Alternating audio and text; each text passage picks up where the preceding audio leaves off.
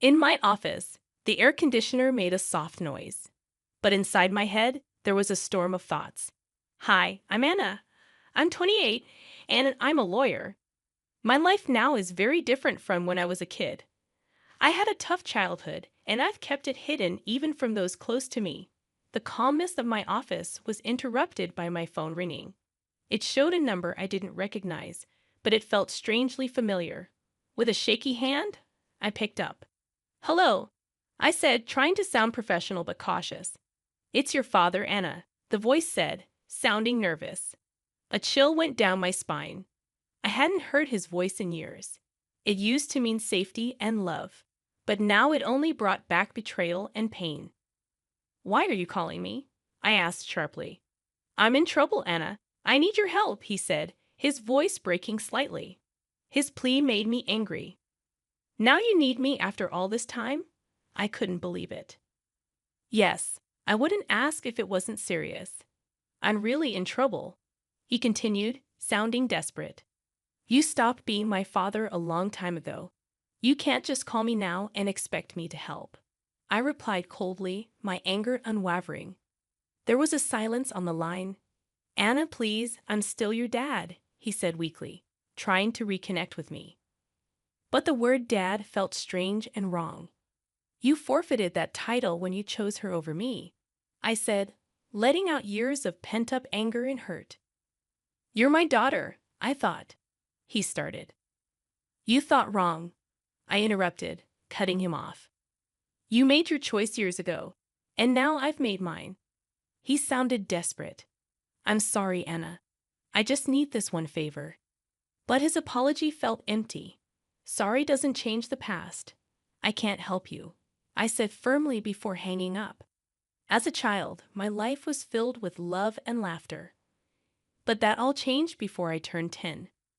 My parents and I used to live happily in a small rented house.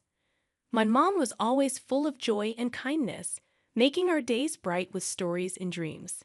My dad used to be fun and caring. We'd spend evenings playing games or learning new things together.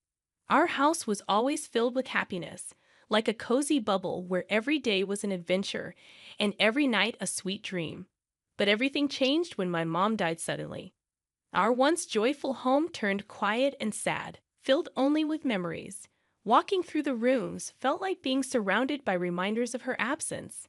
The loss was hard for both me and my dad. But strangely, his grief seemed to fade quickly. Within months, he brought home Marissa, who was supposed to be important to us. I remember the day he introduced her. It felt like the end of my happy childhood. "Anna, this is Marissa. She's going to stay with us," my dad said, his voice lacking its usual warmth. I looked at her, hoping to see some motherly kindness, but she seemed cold and distant. From the beginning, something about Marissa felt off. Her presence made the air feel heavy, and I couldn't shake a sense of dread. "Hello, Anna," she said, her voice smooth but lacking any real emotion. Her smile seemed fake, hiding something dark underneath. In the days that followed, the house felt different. It's like the walls themselves were unhappy with her being there. Happy memories faded, replaced by a lingering feeling of unease. I kept watching Marissa, hoping to find something good about her, but I couldn't. But everything she did, every glance, every movement, seemed to hold a hidden dislike. It was clear she wasn't here to fill the gap my mom had left. Instead, she wanted to create a new story where I wasn't welcome. As I watched her move around our home, a place that used to feel safe and happy, I couldn't shake the feeling that her coming was the start of something bad. The way she looked at me with eyes that seemed to hide things didn't promise anything good for the future. The days after Marissa arrived felt like walking through a bad dream. Our once joyful house, filled with my mom's laughter and love, now felt cold and unfriendly. Marissa's presence made everything harder. Even simple things like breakfast became a struggle. One morning, my food tasted too salty. "Marissa, did you put too much salt in this?" I asked hesitantly. "Oh, did I? It must have been a mistake. Just eat it, Anna. Don't be so picky," she replied, sounding dismissive. These incidents kept happening, each one more spiteful than the last. One day, I found my clothes ruined after washing. Marissa, my clothes are all faded. What happened? I asked, holding up my once favorite dress, now ruined. She shrugged, saying, maybe the washing machine is acting up. Or maybe it's time you stop wearing such childish clothes. I felt frustrated, but arguing wouldn't help. I turned to my dad, hoping he'd understand.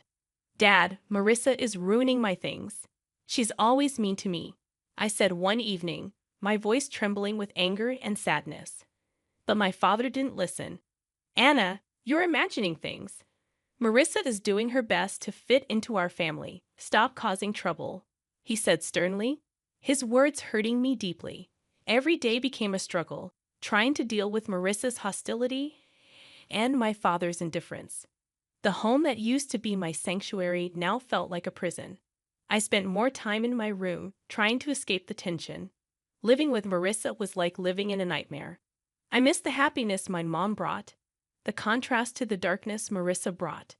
Living with Marissa turned into a daily struggle. Her hostility grew from words to actions, sometimes hurting me physically. It started subtly, with pinches on my arm or twists on my stomach, always where they wouldn't show. I tried to avoid her, taking longer routes or waiting until she was busy, but she always found a way to hurt me.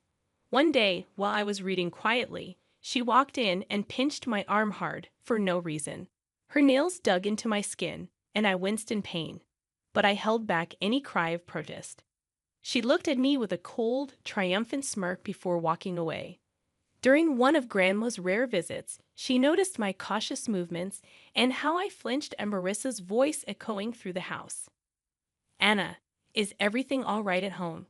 Grandma asked, her voice filled with concern. I looked at her, my heart aching to tell her the truth, but fear and the desire to protect her held me back. Yes, Grandma, everything's fine. Just a lot of schoolwork, I lied, forcing a smile. She seemed unsure but didn't press further. I felt guilty for deceiving her, but I couldn't bear causing her distress. That evening, as Grandma left, I saw Marissa watching from the window, a satisfied expression on her face. It was as if she enjoyed having control over me, knowing she could hurt me and get away with it. Her triumphant look made it clear she was in power, and I was just a helpless player in her twisted game.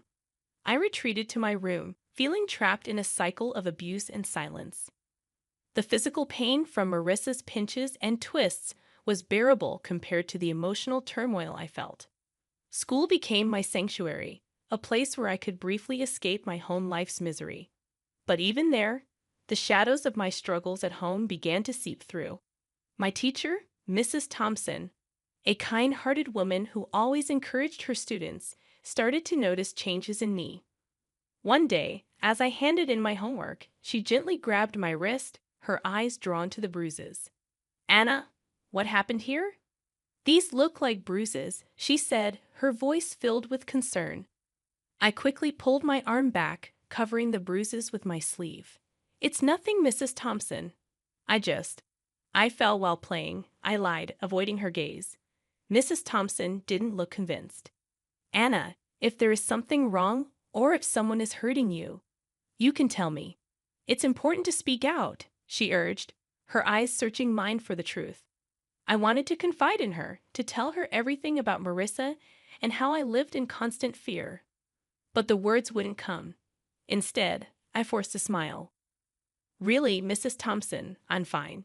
It was just a silly accident, I insisted. She gave me a long, thoughtful look, then nodded slowly. All right, Anna, but remember, my door is always open. You're not alone, she said, giving me a reassuring smile. I nodded, feeling a lump form in my throat. Her kindness made it harder to keep pretending everything was okay. As I walked home that day, Mrs. Thompson's words echoed in my mind. I felt grateful for her concern, but also deeply lonely, carrying my burdens alone. The idea of telling the truth about my home life was terrifying. I feared what Marissa might do if she found out I had told someone. That night at dinner, lost in thought about Mrs. Thompson's offer to help, Marissa noticed my silence. Why so quiet tonight, Anna? Cat got your tongue? She asked mockingly. I just shook my head and continued eating, trying to make myself as small and unnoticeable as possible. After dinner, lying in bed, the reality of my situation felt overwhelming. Mrs. Thompson's concern showed me that people cared, but the fear of what might happen if I revealed the truth kept me silent. I was torn between wanting to tell someone desperately and fearing Marissa's retaliation, a balancing act I faced every day. The day Mrs. Thompson decided to involve my father was filled with anxiety and dread for me. Sitting in the principal's office, I fidgeted nervously, fearing my father's reaction. When he finally arrived, his face was stern, his eyes betraying irritation and embarrassment. "What's this about, Anna? Why am I being called to your school like this?" he demanded sharply as he walked in. I glanced at Mrs. Thompson, seeking support. Swallowing hard, I tried to find my voice. "Dad, Mrs. Thompson saw. She saw the bruises," I stammered, feeling the weight of his gaze on me. Before I could explain further, he interrupted, his anger palpable. "Bruises? What are you talking about? Are you making up stories again?" Mrs. Thompson stepped in, her tone firm yet calm. "Mr. Smith, I'm concerned about Anna's well-being. The bruises on her arm don't seem accidental. We need to address this." My father's face turned darker with anger. "She's perfectly safe at home, Anna." "Are you spreading lies about our family?" he asked, turning towards me. His disappointment was clear, and the tears I had been holding back started to spill. "It's not lies, Dad. Marissa, she's been hurting me," I managed to say, finally letting out the truth. His reaction was one of total disbelief. "Marissa? That's ridiculous. She's been nothing but kind to you.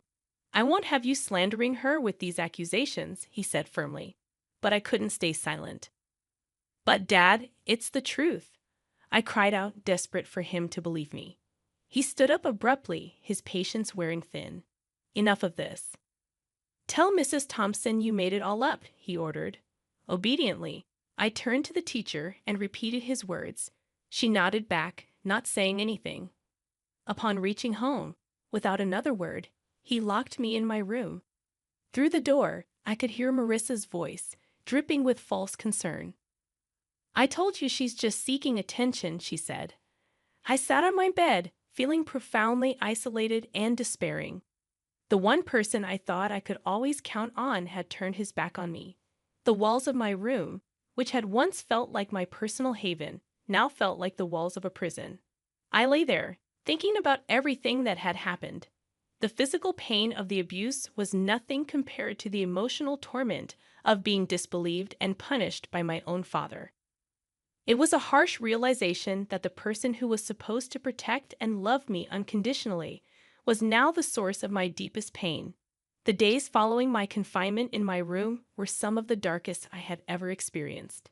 Trapped and feeling utterly alone, I realized that my only hope lay in my grandmother, my father's mother. She was a kind and loving woman who had always shown me affection, but I had never dared to burden her with my troubles at home. One evening, when I was sure Marissa and my father were occupied, I mustered the courage to call my grandmother.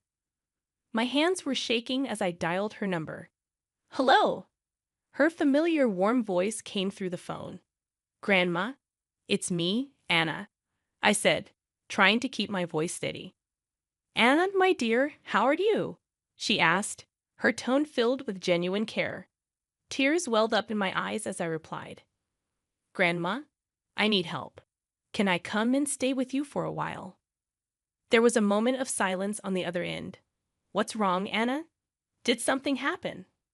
I took a deep breath, the words rushing out. "It's Marissa. She's been hurting me. And Dad won't believe me. I don't know what to do." I could hear the concern in her voice as she quickly responded, "Of course, my dear. You come right over. I'll take care of this." The next day, my grandmother arrived. She was a small woman, but her presence filled the room. She confronted my father with a strength that surprised me. "John, I'm taking Anna with me. She's not safe here," she declared firmly. My father, taken aback, tried to protest. "Mom, you can't just take her. She's my daughter." "Your daughter, whom you failed to protect. she countered sharply. I won't stand by and watch her suffer. Marissa tried to intervene. She's just a child making up stories. You can't believe her over us. Grandma turned to Marissa, her eyes steely. I know a scared child when I see one. Anna is coming with me, and if you try to stop me, I'll take this matter to the authorities. My father, realizing he was defeated, didn't put up any further resistance. As I gathered my things, I saw Marissa's expression change from defiant to defeated. Leaving the house with my grandmother, I felt a weight lift off my shoulders. For the first time in months, I felt safe. The car ride to Grandma's was quiet, but her presence was comforting. Once we arrived, she turned to me and said, "You're safe now, Anna. You don't have to worry anymore." In my grandmother's house, I found the love and security that had been missing in my life. It was a haven where I could heal and regain my strength. The contrast between her nurturing home and the coldness of my father's house was stark. For the first time in a long while, I felt like I could breathe again, free from the fear and anxiety that had plagued me. Years had passed since I left my father's house to live with my grandmother. Her home had been a sanctuary, a place of healing and love. But time, as it does, moved on and brought another wave of change. My beloved grandmother passed away, leaving a void that seemed impossible to fill. At the funeral, my father and Marissa showed up, their faces a mix of feigned sorrow and poorly disguised eagerness. It was clear they were more interested in what they might gain from her passing than mourning her loss. After the funeral, as we gathered at my grandmother's house, Marissa wasted no time. "Well, Anna, I suppose you'll be finding a new place to live now. This house and everything in it belongs to your father now," she said, her voice tinged with barely concealed glee. My father nodded in agreement, scanning the room as if already planning what to do with the house. I couldn't help but smile, a reaction that seemed to confuse them. "Actually, that's where you're wrong," I said, the confidence in my voice taking them by surprise. "What do you mean?" my father asked, his expression shifting to one of confusion. I took a deep breath, savoring the moment. Grandma left a will. She bequeathed the house and a substantial amount of money to me, I explained, watching as their expressions changed from confusion to shock. But you're just a child. I'm your father. I should be in charge of any inheritance you receive." My father stammered, his sense of entitlement clear. Marissa chimed in, her voice shrill. "Yes, until you come of age, your father will manage your property. Good prospects." Their reactions were almost amusing. "You don't give a damn about me so much that you didn't even wish me a happy birthday." I turned 18 a month ago. I'm legally an adult now. I make my own decisions, I stated firmly, relishing the look of realization dawning on their faces. My father's expression turned from shock to anger, then to a sort of desperate pleading. "Anna, you can't do this. We're your family," he said. I looked at them, memories of my childhood flooding back. "You stopped being my family a long time ago," I said, my voice steady. Marissa stepped forward, her tone now begging. "At least let us stay in the house. We have nowhere else to go. We have not extended the lease of our house." I shook my head. "This is my house now. You'll need to find somewhere else." As they left, the weight of years of pain and neglect seemed to lift off my shoulders. I stood in the house that was now mine, a house filled with memories of my grandmother's love, and felt a sense of closure. The echoes of the past my father's call stirred remained. I sat there, phone in hand, feeling a tumult of emotions, anger, betrayal, and a sense of injustice. But amid all that, there was also a sense of strength, a reminder of the resilience that had carried me through the darkest of times.